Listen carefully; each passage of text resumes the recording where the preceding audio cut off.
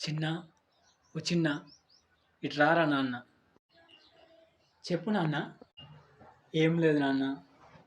ఇన్ని రోజుల్లో వ్యవసాయం చేయలేకపోతున్నా. నా ఒళ్ళు సహకరించట్లేదు. నువ్వు పట్నంలో జాబ్ మానేసి మన పొలాల్ని మన చేనులను నువ్వే చూసుకోవాలి నాన్న. ఇన్ని రోజుల్లాగా పని చేయలేనిగా. మొత్తానికి అక్కడ జాబ్ మానేసి వచ్చి ఇక్కడే ఉండు నాన్న. ఇక్కడే ఉండి మన వ్యవసాయం చూసుకో. ఏంటి నువ్వు మాట్లాడేది నాన్న?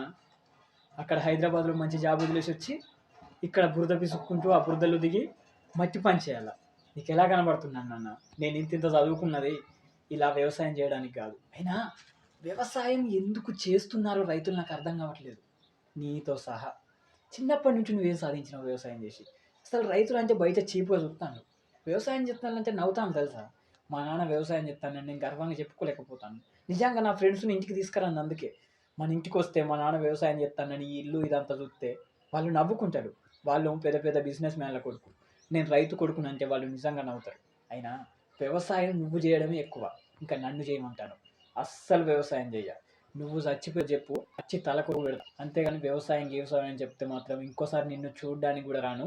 ఈ పొలాలు ఈ చేన్లు నువ్వే ఉంచుకో, నాకు సంబంధం లేదు. కానీ నన్ను మాత్రం వ్యవసాయం చేయమనకు. అసలు రైతులు వచ్చి అసలు రైతు నేను రైతునా, నువ్వు రైతు అయినందుకు సిగ్గుపడతాను. నేను మా వాళ్ళతో చెప్పుకోలేకపోతాను. ఇంకోసారి నన్ను వ్యవసాయం చేయమని చెప్పక. అసలు ఏంట్రా, నా కొడుకుగా పుట్టినందుకు నువ్వు సిగ్గుపడతానువా?